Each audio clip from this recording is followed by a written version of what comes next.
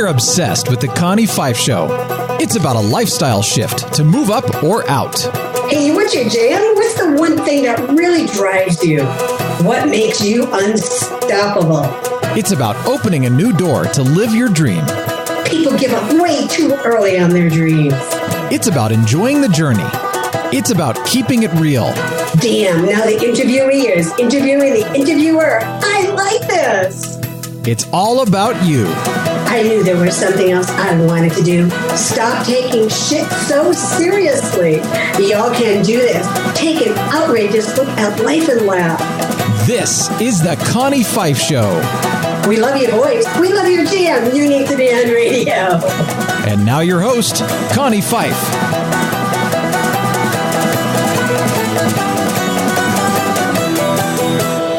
Hello there, it's Connie Pheiff, your unstoppable diva, and you're listening to The Connie Pheiff Show. We come live to you every single week, every single day. We're available 24/7.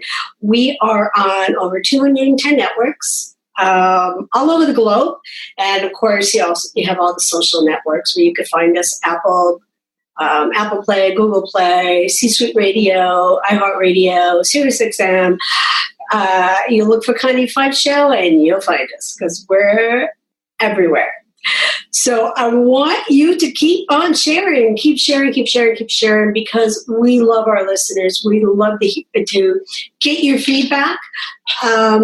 Sometimes I've had a couple not so nice feedbacks, but it's okay.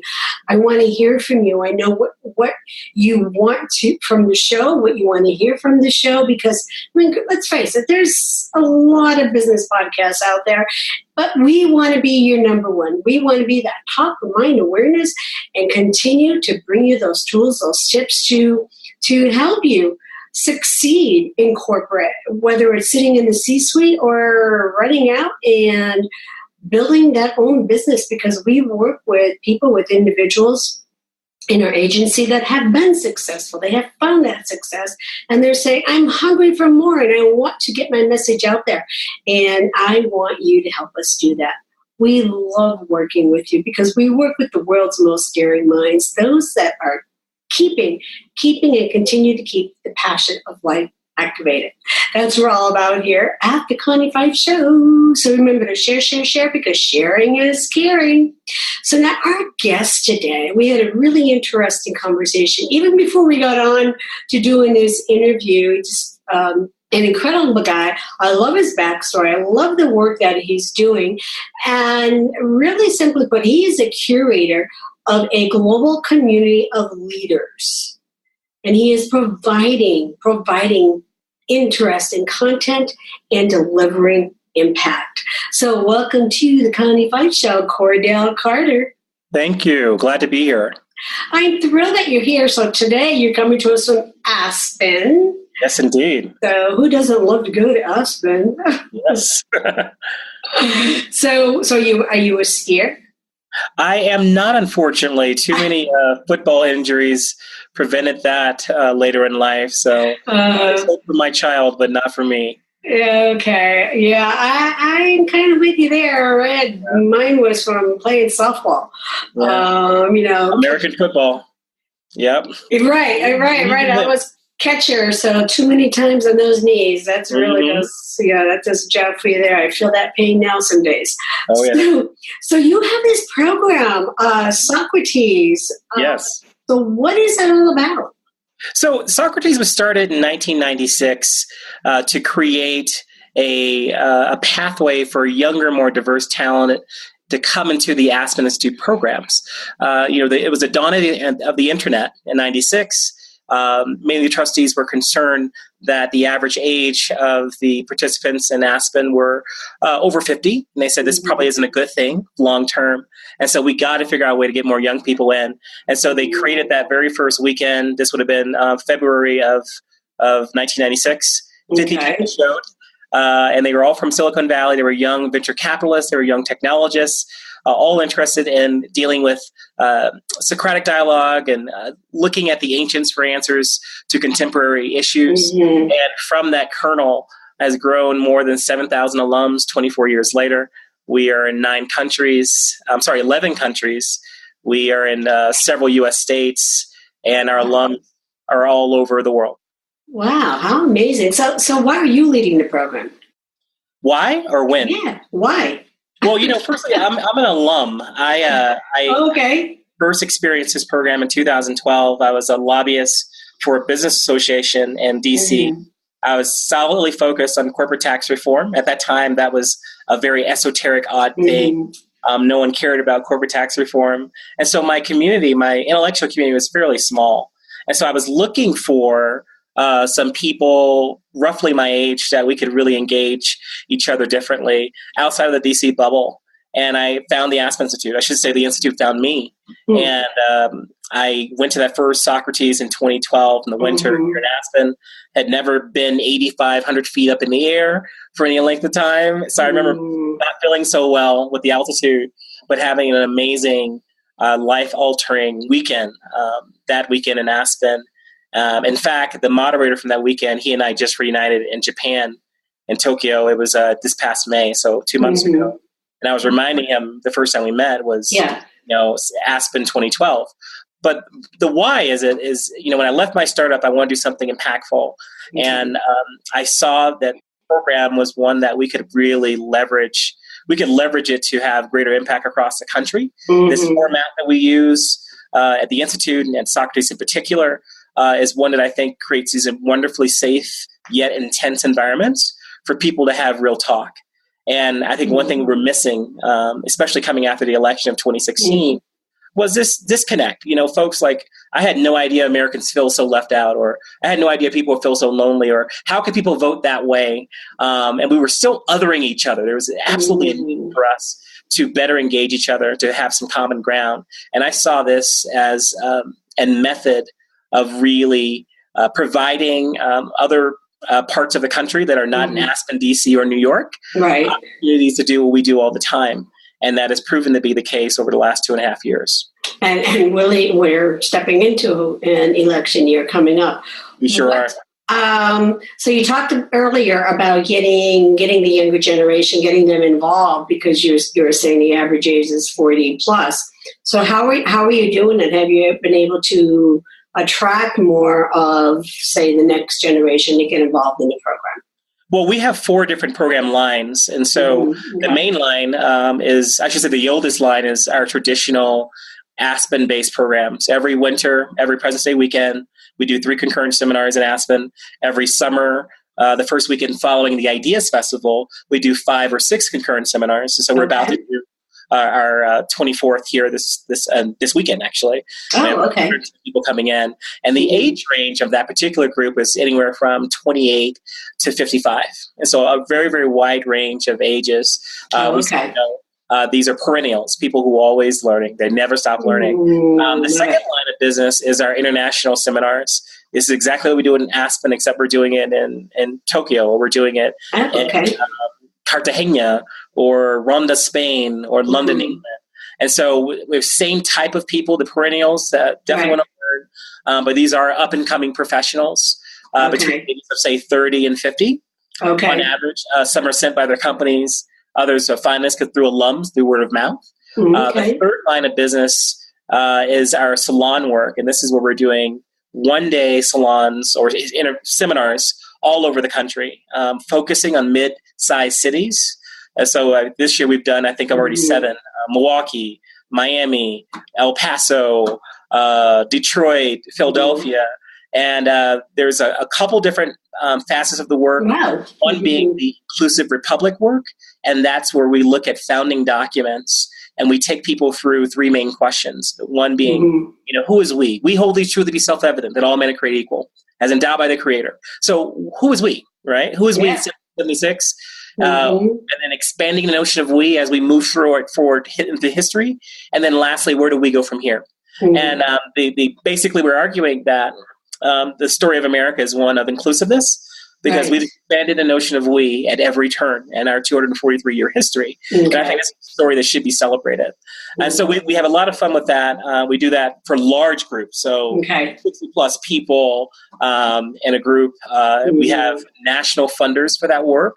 And so it's intended to be very Socrates-like. Socrates is 65 people in a room. Right. And those inclusive Republic salons are 60 people, almost town hall content.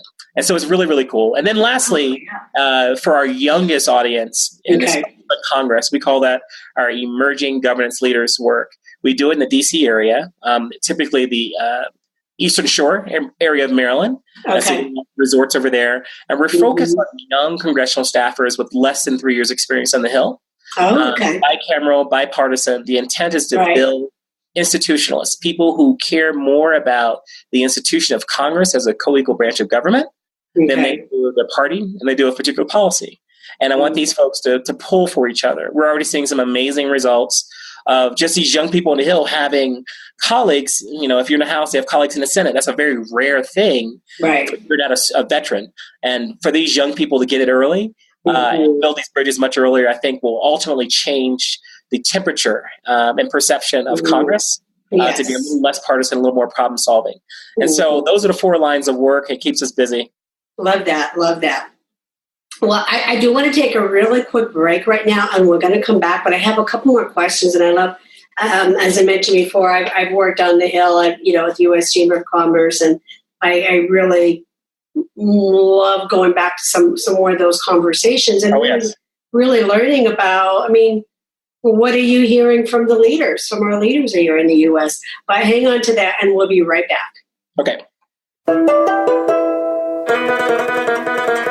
The Connie Pheiff Show is heard everywhere. You can find The Connie Pheiff Show on most of your favorite networks. It's time to now recognize and thank our major networks for all of their support. In the house, we have Conscious Business Radio, C-Suite Radio, Transformation Radio, iHeartRadio.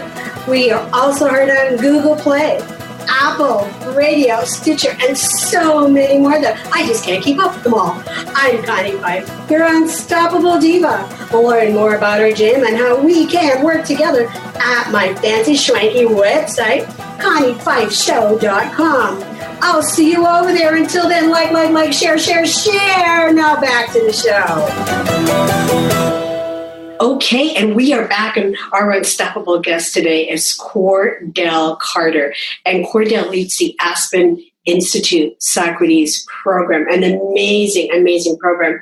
So Cordell, the one question I had was, what are you hearing from our leaders, the U.S. and abroad, because you work in so many different countries with this? Well, internationally, it's very interesting. I was in Austria in February, and we were in a roundtable, literally at the Von Trapp Mansion, The Sound of Music. So it was thrilling to be at the mansion, and I was paying attention, but not really in. And I didn't realize there was a question directly at me from a colleague. And he said, "I just have a question for our American colleague." And I look up and I said, "Yes." He says, "Are you all right?" I said, "Yeah, we're fine." He says, "No, you all okay?"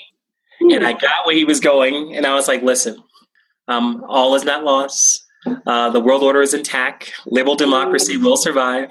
We'll be fine. We'll be fine." But so there's a lot of concern about the vacuum that we're creating internationally. This notion of backing away from international norms, and some of our institutions are concerned. And I do want to say, while I may not agree with tactics, there are some conversations that we should have been having a long time ago.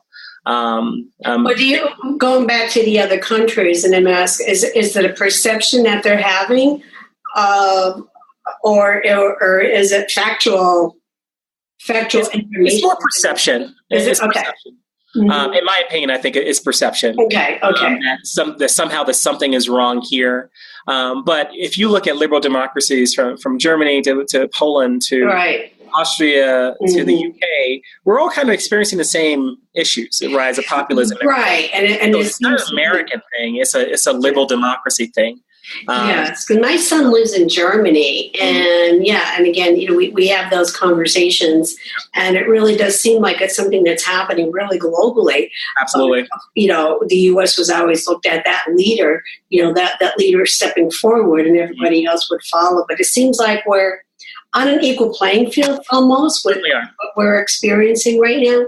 Yeah, and frankly, it makes the model that we're pushing more powerful, because we're used to conversating about pretty much anything in the U.S. that has a normal course of business. We probably talk more than we do, right? They actually do. Whereas people do more than they talk, but they do need to talk some things out. Yes. And so we've been able to provide them as these forums to have these conversations. And they're just exhilarating, the level of intensity of these conversations internationally. And this is from Asia on to Europe to South America. It's been tremendous. I mean, you're thinking like, we do have norms where we're respectful guys and we're not going to choke each other out and we're going to hug it in the hallway, right? Well, they do need to be respectful conversations. Absolutely. And they are. And that's the scary part that I do see, in some aspects of what's going on, that people aren't able to sit down and have an agree to disagree conversation about a topic. Right. Immediately. Like, I'm not trying to convert you. I think it's perfectly fine for people to have different points of view. And the other thing that bothers me that I'm seeing, not so much in our Aspen work or international work, but certainly in some of our salon work, is people come with their mind made up and they said, no amount of information you give me is going to change my mind. Right. Like, wait a minute, friend. What if I prove to you empirically that what you believe true is not true? Well, it doesn't matter. It's not true. I'm like, wait a minute. There is objective truth, my friend. There absolutely is. Right. There's objective truth. Come open-minded. When you come with a closed mind, there's no growth. Exactly. There's no growth personally. There's no growth for your neighbor, for your community. There's just no growth. And that's why you really do need to come with that open mind, to be willing and to see a different side of that story. We absolutely do. And so those conversations are a little different with leaders that I'm seeing in the U.S. What I'm hearing mostly from leaders in the U.S. is there is a real desire to return to civility. We're trying to get back to normal, right? And so, but what is normal? I think normal is this place where we can agree to disagree. Yeah, and like, hey, just because your party won doesn't mean that my world is absolutely ending. We were seeing this with people, renting of their clothes because Obama won. I'm like, well, what exactly do you expect to happen? Nuclear holocaust tomorrow? I mean, come on, guys. Parties win and lose all the time. That's a normal business. But somehow we've gotten so much more dire with our proclamations for doom when someone who we disagree with is victorious in one transaction. And I think that's problematic. And I think leaders are seeing that too. Frankly, it's not good for business to have people being so partisan. We need some mindedness. This is how trade works. This is how any negotiations works. You can't come in and say, this is what my position is, and that's it. And I'm a former labor negotiator, so I know what that's like. Okay. People come in and say, well, this is it. I said, well, if that's it, we'll see you at mediation, because I'm not going to waste my time negotiating with someone that's immovable. Oh, I didn't mean it that way. I'm like, well, that's what you said. So I'm only going by what you said. Okay. If that's not what you did, say that. And so the hope, my greatest hope is that we will use this opportunity, this hiccup, to move forward, to rediscover what it means to Americans, what it means to be members of little L liberal, little D democracies, because Western democracy is on the ropes right now. Yeah. Western democracy is on the rope, and we have people that are too young to remember, especially in former Eastern Bloc countries, what it was like to have two different systems. Right. Talking with a general in Bucharest during a seminar in early May. Okay. And he was telling me he grew up. He actually joined the military under communism, under the former dictator. And his 22-year-old son had told him that freedom of speech was irrelevant. And he says, he says, my whole body was trembling, but I must remember this kid doesn't know anything about what I grew. He has no clue. Right. Well, the other side is like, he just takes it for granted that you have 10 things that say 10 different things. And so I think that's where we are. We've just taken our freedoms for granted. We've taken our norms for granted. Right. And this is an amazing opportunity to reassess the beauty of our system and to fight for it. And that is our hope, that we'll fight for it. Because the pendulum has definitely swung way far to the left. And we need to bring that back. We need to find balance, and we need to take what everyone is fighting for and pull the best of the best out of that and use that to move forward so we can all live in harmony. To do that. So we need to keep moving, because I know two lobbyists here can keep going. We can do this all day. That's right. We can argue this all day. What are you talking about? But it is time, speaking of that, it's time for Straight Talk. Okay. So, Corda, I want you to finish this sentence for me. I am unstoppable because I genuinely believe in what I'm doing, and I'm confident in my ability to achieve my objectives. Ooh, nice. So what is your vulnerability? Do you have a vulnerability? Yes, I do. My vulnerability is that I really mean what I say, and I expect others to maintain that standard. And I'm often disappointed when folks say they're going to do something and they don't. I'm like, but you said it. Why would you say it if you didn't mean it? And I have to remind myself that perhaps I'm cut a little different. And having a father that's a minister and a soldier had a certain impact on me that others didn't have and didn't get to. And that's the thing, too, that we have to remember.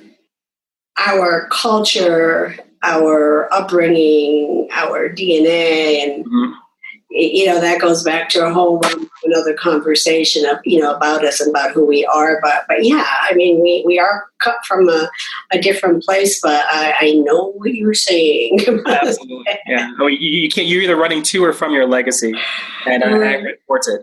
And I am what I am because of who they were, and who they are. Right. I'm grateful for it. Absolutely. So, even for me, I'm a strong activist for beyond Me Too, and definitely have been challenged on that. And I'm like, I've been abused physically, sexually, all of it. And I said, but you know what? I've taken it. I've looked at it. I've forgiven, and that's the only way I've been able to move forward and find the success that I have. Because if you get stuck there, like you said, is it the legacy? Well, it's not the legacy that I want, but let's turn that around and create that to be something, something good. So, I agree. And frankly, I think we have far too many grievances in society. Everyone has heard about something. I'm like, come on, guys. At some point, we have to be big boys and big girls. Yeah. Put your big boy work hands on. Come on. Yeah. Yeah. Again, let's keep moving. Absolutely.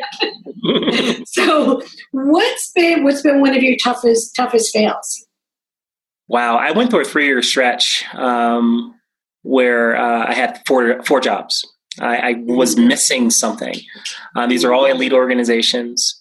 I couldn't figure out why I wasn't being successful, and it kind of dawned on me in the midst of that last failure that I was so busy trying to leverage a platform that I was being given that I wasn't focusing on actually delivering on the objectives of the role.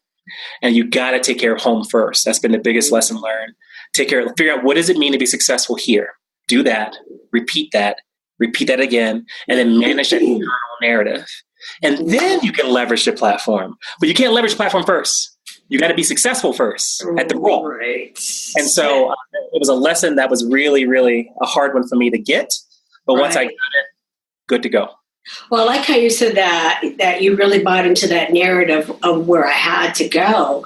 What happens to too many people, they buy into that narrative of what happened over here.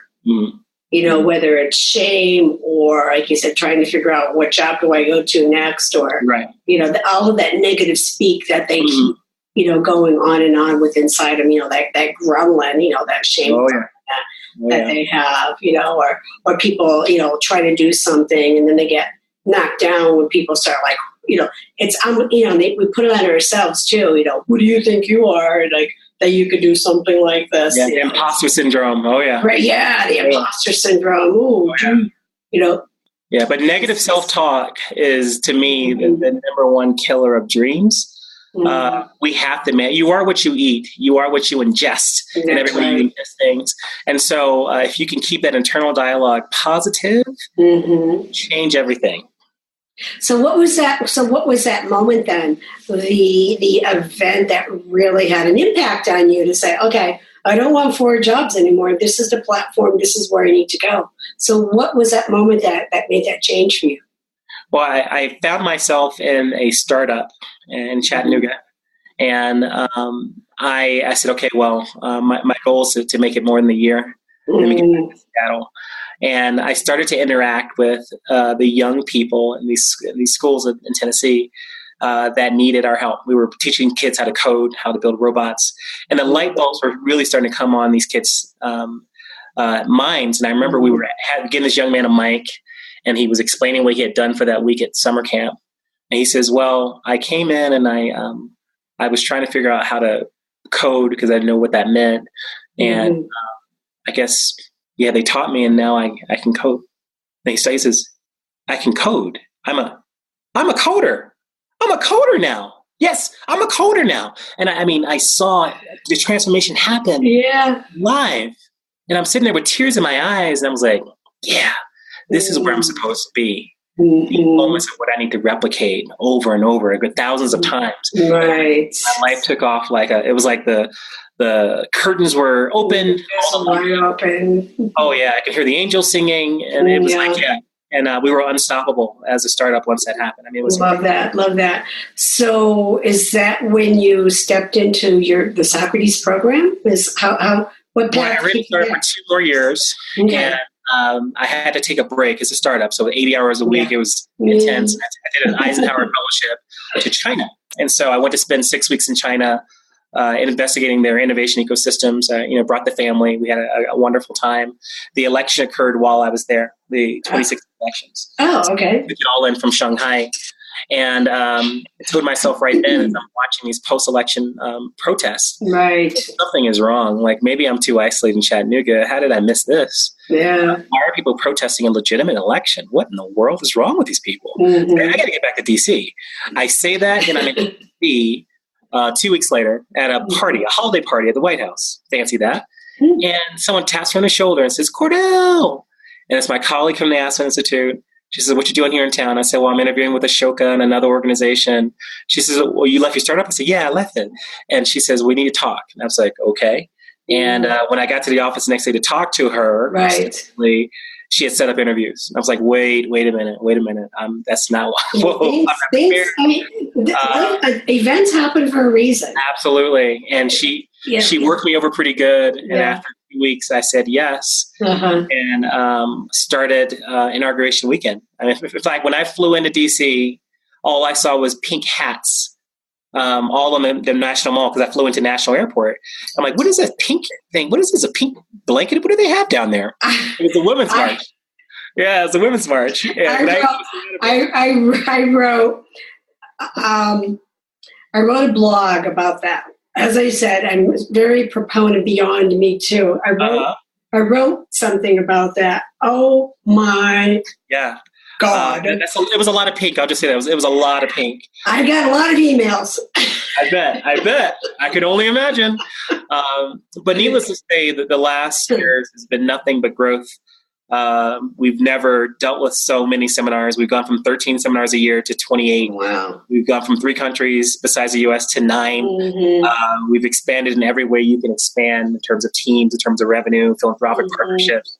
And so sometimes you, even against your will, you're put in a place where you can be successful and have impact. And I feel very fortunate to be in one of those positions. Well, the one thing I like to say, and I think it's true for you, is that you are living bravely and you're also living your truth. Yes, indeed. Yes, for sure. Indeed. So if you could put anything on a T-shirt about you, what would that be? It would be #GetOverIt. Ooh, love it. Yeah. Yeah, there's just so many things I think we carry around. I mean, we carry our grievances around like we're all, bag people just carrying this crap around. And we don't really understand what freedom is. Like we got to do Taylor Swift's new song, Get Over It. Absolutely. Get over it. Yeah, that's what I put down. I would have Get Over It on my shirt. Love it. Yeah. Love it. I know. With a big smiley face at the end, so they know I'm not. Yeah, there you go. It's like, I need Get Over It. Smiley. I know, when I got all of those fan mail, as I call it, that's what I would reply. Get over it. And then I just stopped. I just started hashtagging Get Over It. And then Taylor Swift, when she came out with her song, I was like, oh my God, there's my song. Get over yourself. Exactly. And that's really, but I mean, this is the greatest time in human history to be alive. It's really one of the best times to be an American male. So, I mean, I compare my life to the lives of my father, my grandfathers.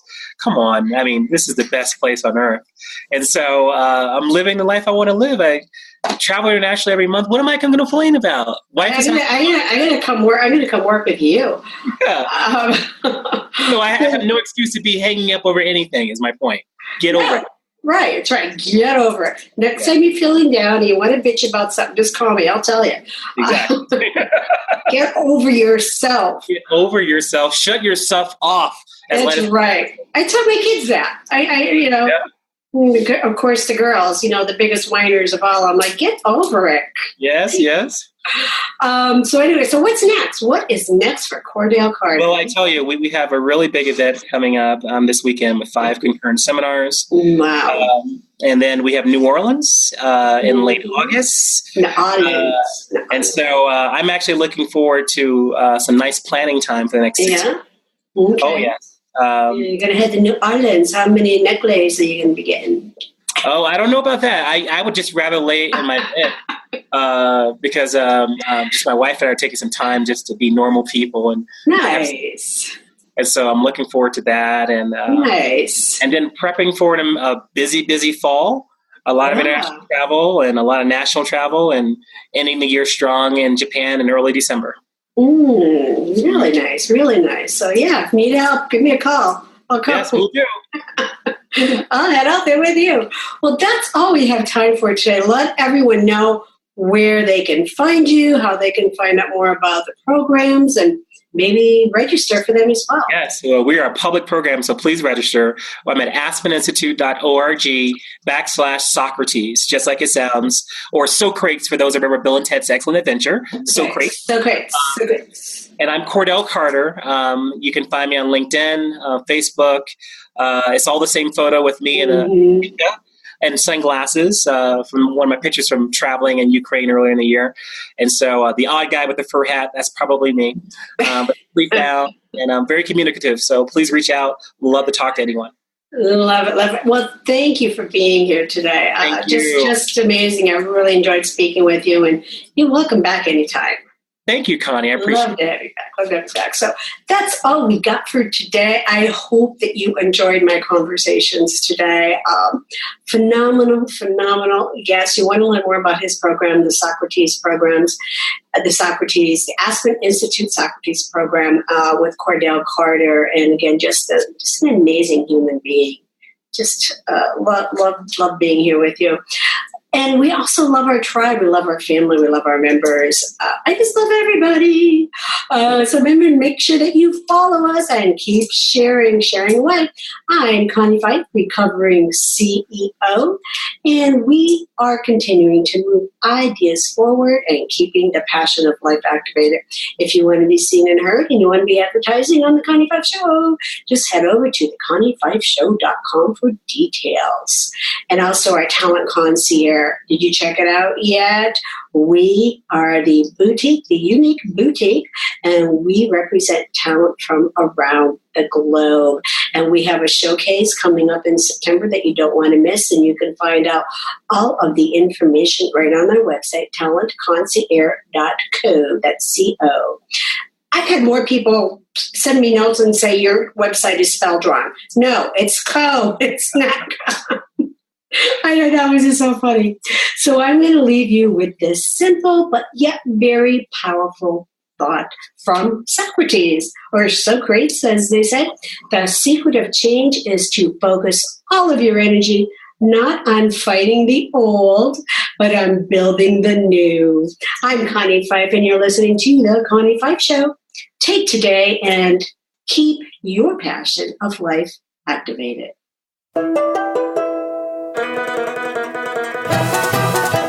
Hey y'all, it's Connie Pheiff.